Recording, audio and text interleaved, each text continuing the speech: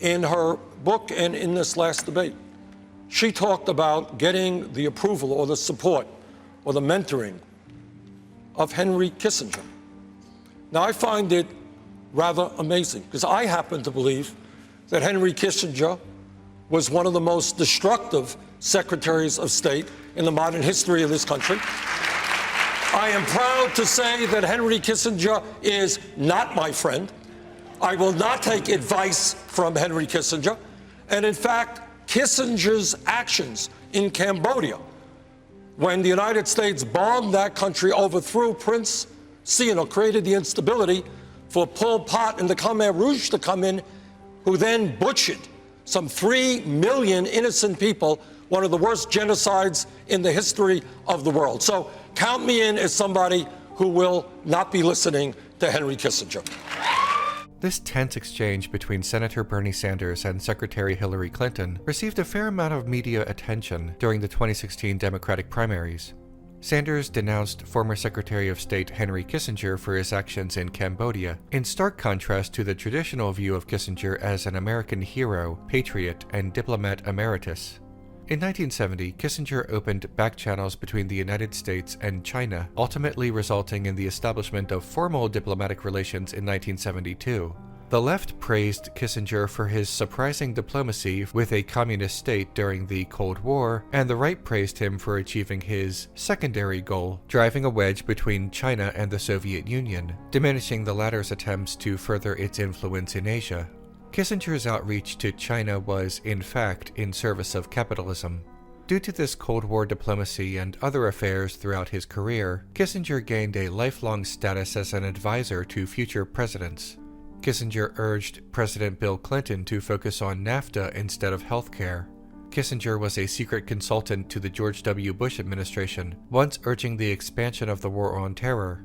Of this, Kissinger once stated, "Because Afghanistan was not enough, and we need to humiliate them." In 2016, the Barack Obama administration honored Kissinger with an awards ceremony where he received a Distinguished Public Service Medal. Until the final months of the Donald Trump administration, Kissinger served on the Defense Policy Board, an influential group of experts advising top Pentagon officials.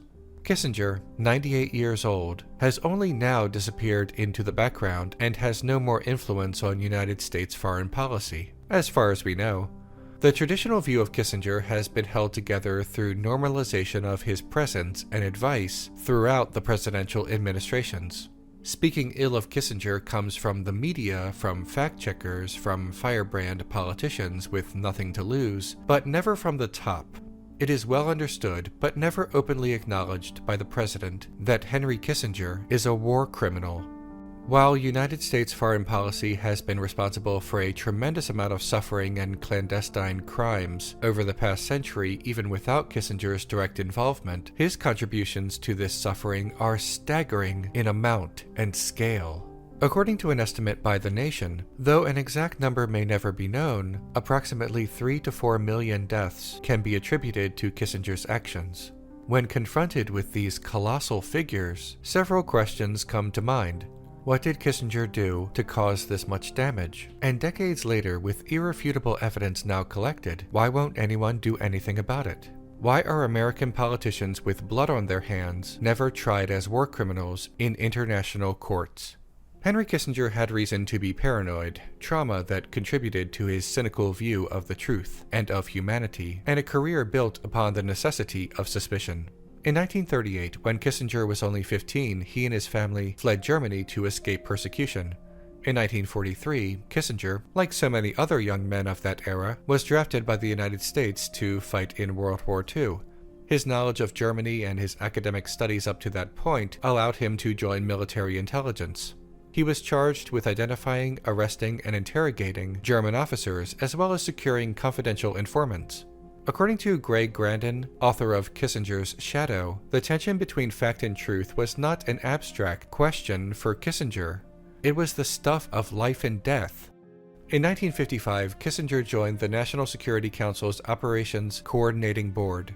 He grew to prominence through a series of books that influenced foreign policy. In his 1957 book, Nuclear Weapons and Foreign Policy, Kissinger advocated the use of nuclear weapons in warfare. In his 1960 book, The Necessity of Choice, Kissinger helped popularize the Cold War term missile gap. These writings influenced policy in the Kennedy administration and encouraged the creation of enough nuclear weapons to wipe out mankind many times over. Proliferation also resulted in a series of close calls over the years that nearly did just that. On March 31, 1968, with a low approval rating due to the war in Vietnam, President Lyndon B. Johnson appeared on national television and announced that he was partially halting the bombing of Vietnam and that he would not run for re-election. Not long after that, Kissinger contacted a Richard Nixon campaign aide, pledging fealty to Nixon and stating that he would do anything to help him win the presidency. This blanket pledge of anything was soon put to the test. That same year, Kissinger helped Nixon covertly sabotage the Paris peace talks. The goal of the peace talks was to end a devastating conflict that had already killed countless Americans and Vietnamese.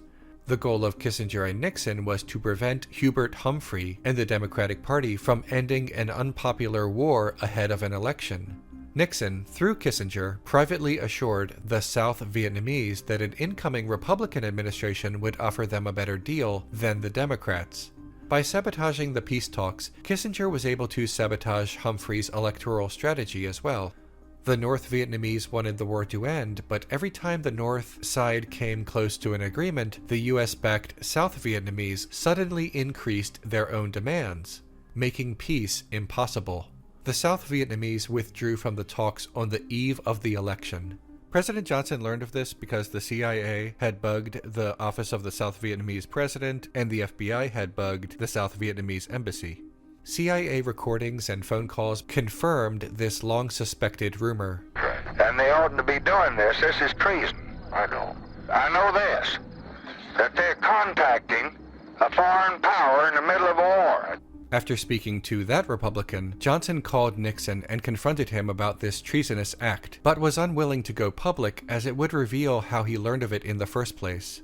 Kissinger tried to rewrite history for the victor, Richard Nixon, painting Humphrey and his emissaries as failures for even attempting diplomacy against such an implacable enemy, and by painting the war in Vietnam not the disastrous anti-communist quagmire that it was, but as an inevitability that they simply had to meet. Throughout the conflict in Vietnam and neighboring nations, the belligerents varied in their attitudes. Some were reluctant participants drafted into service or ordered to commit questionable acts under the mistaken belief that there was no alternative. But Kissinger cannot be given such a defense. He knew that peace was an alternative because he himself helped sabotage that peace. This lack of alibi should be taken into consideration when learning about atrocities in Vietnam, Laos, and Cambodia with his fingerprints on them. The nations of Vietnam, Laos, and Cambodia formed a region commonly called Indochina, but the three nations' involvement during the Vietnam War could not be more different. Laos and Cambodia were effectively neutral during the conflict, but both the North Vietnamese and the United States used these territories, often covertly, without the explicit authorization of said nations. However, the manner in which these territories were exploited were quite different. For example, the North Vietnamese used Laotian and Cambodian territory as part of their supply lines. The United States, on the other hand, exploited Laos and Cambodia by carpet bombing their civilians, men, women, and children, in hopes of also striking any unsuspecting North Vietnamese who happened to be there. The Nixon administration called this hot pursuit, a justification for tremendous intentional civilian casualties. While a great many atrocities were committed by United States forces within Indochina, the actions masterminded by Henry Kissinger were among the worst. During the first week of the Richard Nixon administration, the bombing halt was over. Kissinger himself ordered the Pentagon to present a classified briefing on bombing options. Only weeks later, the United States began secretly bombing Cambodia. The political argument against the bombing was self-evident. The United States was not at war with Cambodia. The total victims of the Cambodia bombings are disputed, partially because different historians and government officials use different criteria for who was directly killed by the United States, and most studies do not include victims of U.S. involvement with the Khmer Rouge. But low estimates, such as in the Tufts University study, suggest approximately 250,000 dead, but the highest estimates reach 600,000. Again, this is only for these bombings, not the conflict across Indochina in total or the Khmer Rouge genocide. There were also significant casualties in Laos. U.S. bombings in Laos were conducted secretly beginning in 1964 and escalated during the Nixon administration. So secret were these bombings that many in the United States Congress were unaware of it until 1970. Kissinger made a statement to the press justifying these bombings by claiming that at least American servicemen were not being killed, only Laotians and Vietnamese hiding in Laos. This statement, while morally horrendous, was also untrue. The Pentagon revealed that American servicemen had been killed in Laos during the Nixon administration. These bombings were conducted without authorization by Congress and focused heavily on civilian areas in hopes of striking secret North Vietnamese bases. Though neutral, Laos suffered as many as 115,000 casualties, almost exclusively civilian. In addition to Kissinger's initial sabotage of the peace process in 1968, he warned the Nixon administration against suing for peace once again in 1970, explaining that anything resembling surrender could negatively affect Nixon's chances in the 1972 presidential election. In other words, the war in Vietnam was extended year after year for political reasons, first to bring Nixon to power, then again to keep him there. Estimates of casualties in Indochina between 1954 to 1975 vary, partly for political reasons and partly because of the challenge of calculating civilian deaths among massive bombing campaigns. Putting it all together is no small task. Among the most credible and widely sourced estimates comes from Professor Rudolph Joseph Rummel of Yale. In his study, casualties were as high as 3,595,000, including Americans, Vietnamese, Cambodians, and Laotians, both servicemen and civilians. These numbers are staggering, but this total could have been significantly lower without the sabotage and machinations of Henry Kissinger. Vietnam, Cambodia, and Laos are the most well-known atrocities connected to Kissinger, but there are other crimes that must be addressed. In late 1970, the Pakistani military elite had permitted the first open elections for a decade. The vote was won by Sheikh Mujibur Rahman, the leader of the Bengali Awami League. The National Assembly was scheduled to meet on the 3rd of March 1971, but General Khan, leader of the ongoing military regime, refused a peaceful transition.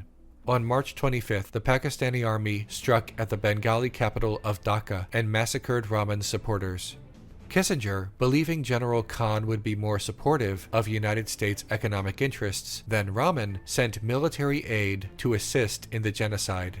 Estimates for the total dead vary due to the chaos, the expulsion of the foreign press, and political interests, but according to the book Kissinger's Shadow, approximately 500,000 were counted among the dead, hundreds of thousands of women abused, and millions displaced from their homes.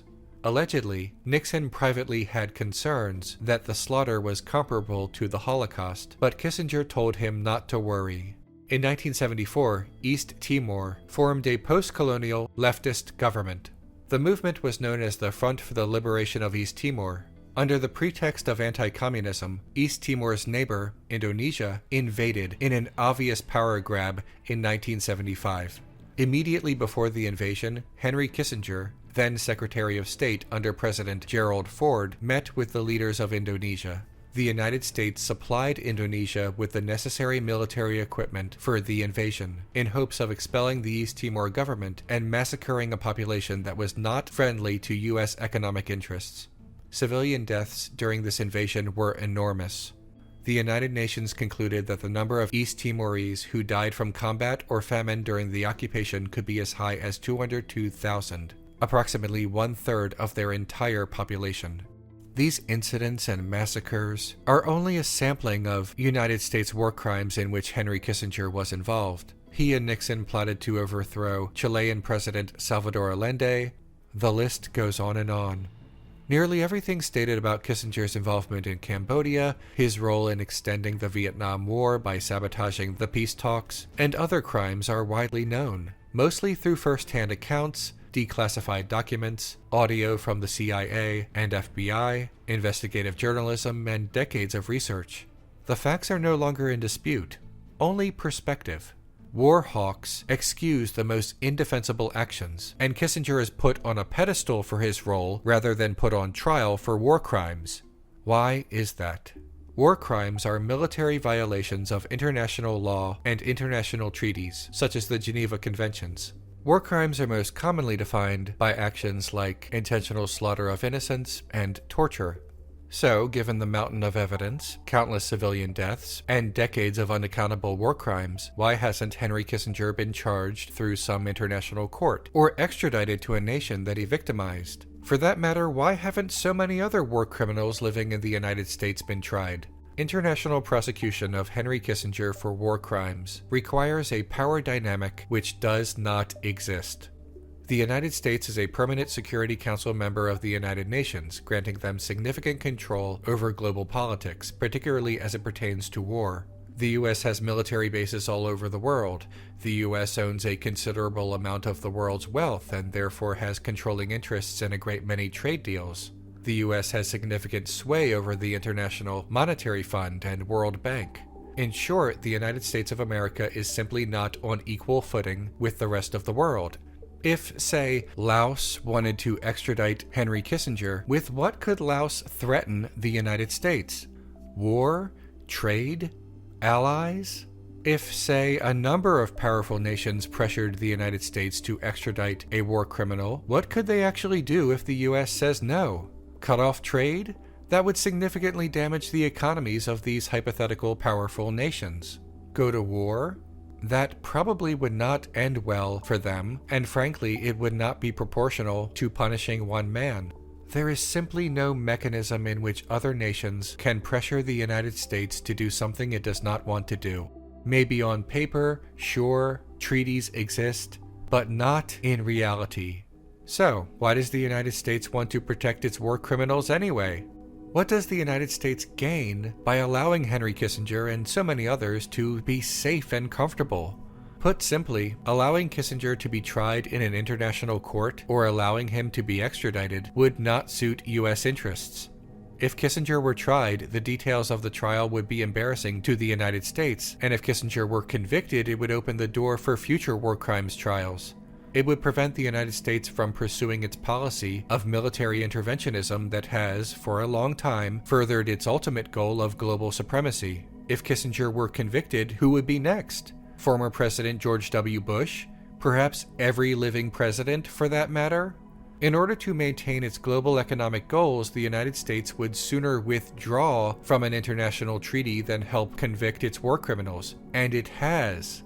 In 2002, for example, the United States effectively withdrew from the treaty that established the International Criminal Court. In 2018, the United States withdrew from the United Nations International Court of Justice. Some treaties end up being more like suggestions for the United States. When Henry Kissinger dies, the articles and obituaries and tributes will most likely call him a controversial figure and balance the millions who died through his actions and policies with the trade deals with China and his friendships with heads of state, as if this tips the scales of this oh-so-complicated man. Kissinger has written his own history. The United States legitimizes this history through its praise of Kissinger, and it will codify this history by mourning his passing one day. When he dies, anyone who points out that these tributes are mourning a war criminal will be met with a clucking of tongues and a "how dare you disrespect the dead," as if the civility of the discourse is somehow more important than the truth, more important than justice.